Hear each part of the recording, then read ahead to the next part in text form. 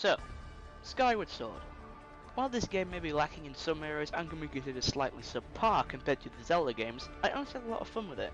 I enjoyed the fusion of dungeon and overworld, the combat system was pretty fun, heck, it had Blade mode before Blade mode was Blade mode, and it had a decent selection of dungeons. Sure, the Autark and Rabbid Luigi did highlight a load of decent criticism with a review of theirs, which sort of pissed off the internet. Don't worry guys, I still love you. The one thing I found myself disagreeing with was most of their comments about the boss battles. To tell the truth, I enjoyed the majority of the bosses in the game. The Girahim fights were fun, if not slightly frustrating, Scaldera was unique, Moldorite reminded me of Shadow of the Colossus, Coloctos was satisfying, haven't beaten Demise yet so I can't really say about that, heck, I even enjoyed Tentless to some degree. However, there is one boss fight in Skyward Sword that I found flat out cheap, annoying, and unnecessary. That boss is the Imprisoned. Oh god, this boss just oozes bad design choices. When the battle starts, the Imprisoned will begin to walk towards a sealed temple at the top of the arena, and if he gets there, it's an instant game over. Gee, thanks Nintendo. In order to kill the Imprisoned, you need to attack the spike lodged in the top of its head. Either climb up to a higher level and drop into his head, or just attack his toes until he falls over. This is where the problems start. Due to the Imprisone's size, it becomes very difficult to get to and hit the spike before he gets up again. Once you defeat him, you think it's over. However, you have to fight him 2 more times. In the second battle, he starts releasing shockwaves at every step, and he grows arms, meaning that it's pretty much impossible to attack him from the feet, so you're forced to attack him from above. However, the instant you land on his head, the Imprisoned will throw you off. This means having to rely on Groos's machine, the Groosonator, to stun it first before you can try any kind of attack. This wouldn't be much of a problem, except that the Groosonator takes forever to recharge, severely limiting opportunity to attack. But trust me, it only gets worse from here. Just when you think it couldn't get any worse, in the third encounter with him, the Imprisoned gets the ability to fly. Done! In this phase, after you successfully damage the Imprisoned twice, it blocks off access to the Groosonator's ammo supply, forcing you to climb all the way up to the top and launch yourself onto the Imprisoned's head. Due to the awkward aiming of the Groosonator, it's frustratingly difficult to make that shot. If you miss, it takes an insanely long time to get back up and have another try, so consider the battle lost. But the main reason why the Imprisoned is here is not because of how annoying this boss is. It's here because it's completely pointless. It serves no purpose to the story and appears just to be there to fill in disk space. Trust me, we're going to be seeing another one of those bosses later on. You can probably guess what it is. And rot. And hell. You know what? Screw the haters. I enjoyed Halo 4. The gameplay was pretty solid, the story was pretty interesting, if some parts were a little unnecessary, and it introduced a brand new enemy and a bunch of new interesting weapons and vehicles, such as the Mantis mech suit, the Saw machine gun, the binary rifle, and my personal favourite, the man-portable railgun. However, there is one thing that I didn't like, and that was the final boss. Throughout Halo 4, the main enemy and leader of the new faction called the Prometheans is known as the Didact. After destroying his personal ship, wrecking his army, and just being an absolute pain in his backside, Master Chief launches one final assault on his base of operations.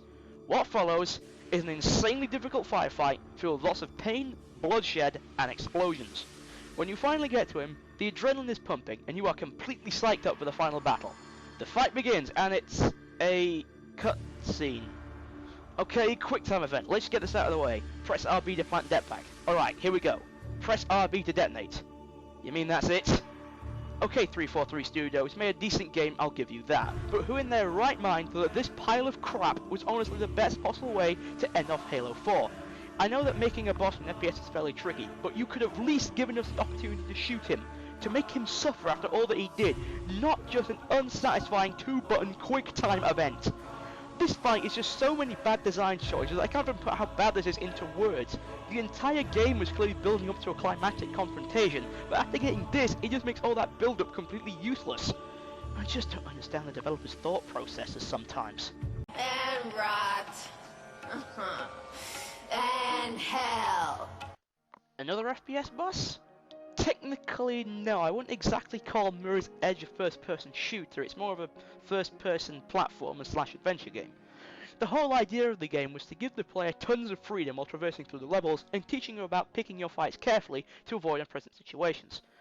This, combined with the tight controls and attention to detail, make the game feel like a truly immersive experience. How do you ruin that? Shitty boss design.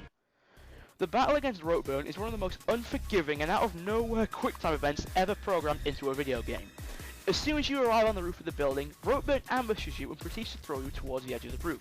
He then attacks you with a metal pipe which you have to block by disarming him. The main problem is that the game expects you to have superhuman reaction times, as you only have a window of a few milliseconds in order to pull off a successful disarm. Hit the button too early, and Ropeburn catches you and throws you off the building. Hit the button too late, then Ropeburn hits you before you can do anything, and then throws you off the building. What makes matters worse is that with every other instance where disarming shows up, it can be performed relatively easy, and gives you enough time to react. So why did the developers decide to make the fight against Ropeburn have such a small window where you can attack? This fight was honestly the one fight on the list which caused me to rage quit. Fantina may have taken me 27 tries, but it took me, I kid you not, over 30 attempts to finally beat Ropeburn.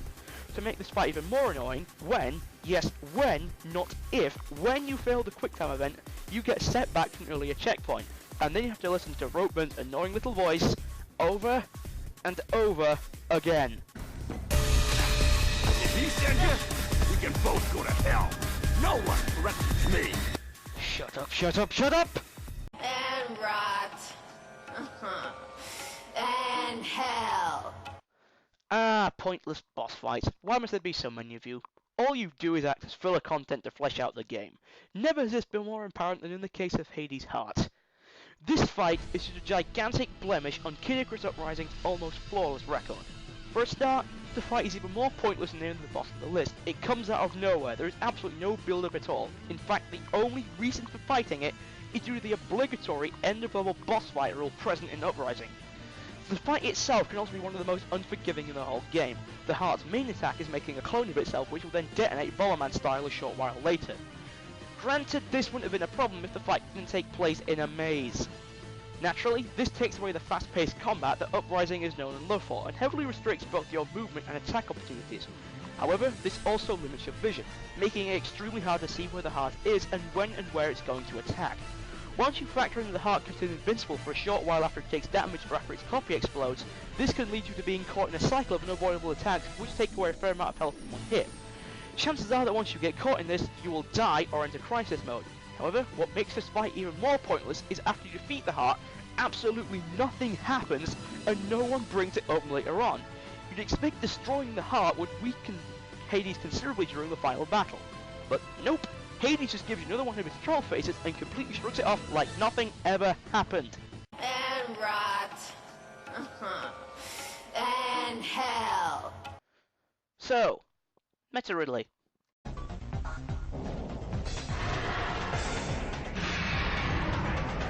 Not that one.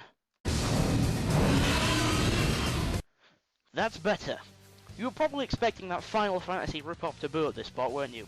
While I do think that Taboo is possibly one of the most cheapest fighting game bosses ever conceived, he doesn't even begin to match up to the level of cheap that Meta really has.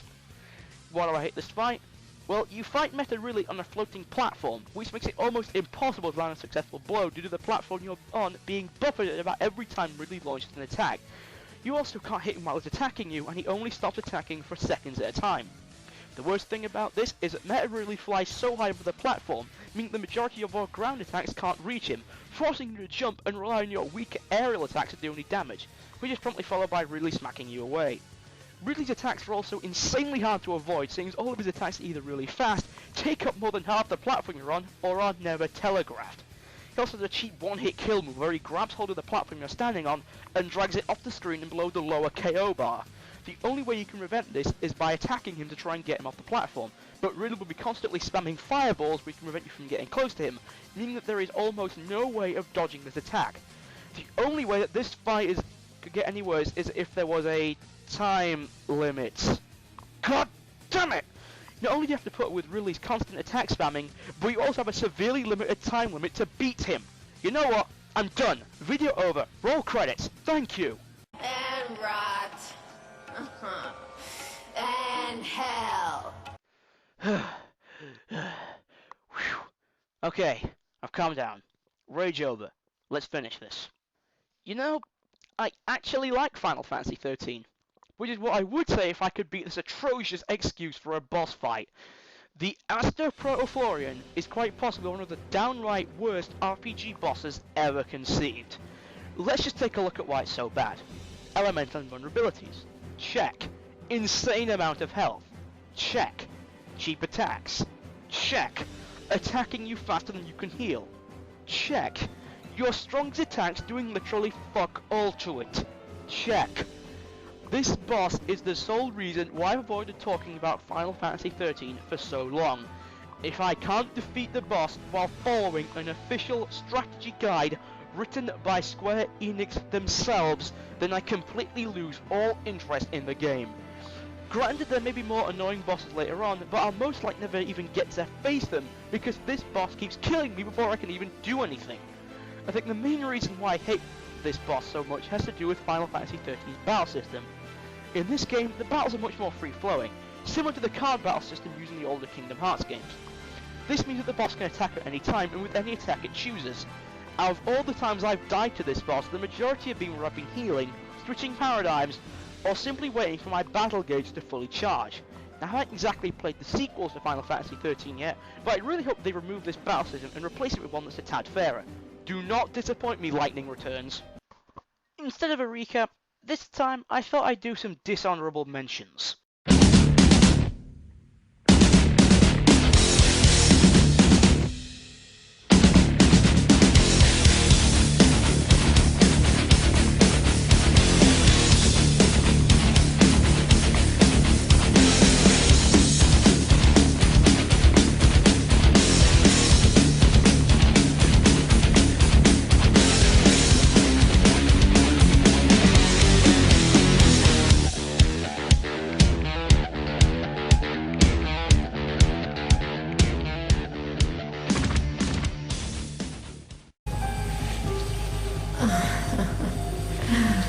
Peace out. Way out.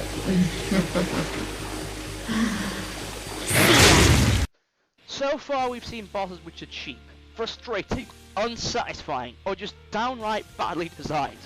Yet number one manages to combine all of these things into one rage-inducing package. That boss is from a fairly recent game, and it's not something you honestly expect. That boss is from one of the most insane fourth-wall shattering games ever created.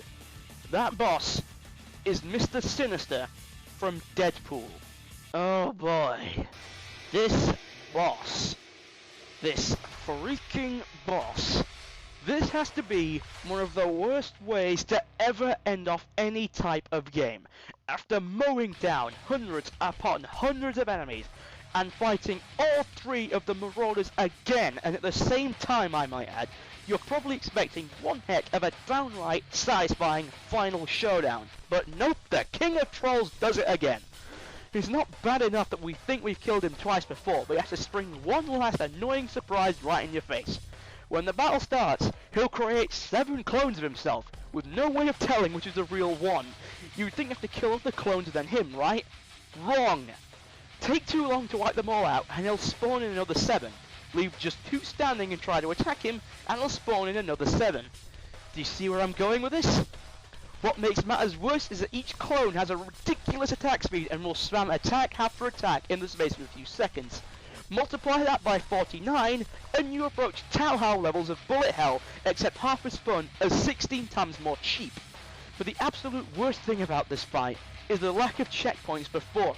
There's a checkpoint just before the giant multi-man melee, 3 more at various points throughout it, another one just before you face the Marauders, but no checkpoint before you fight Mr. Sinister.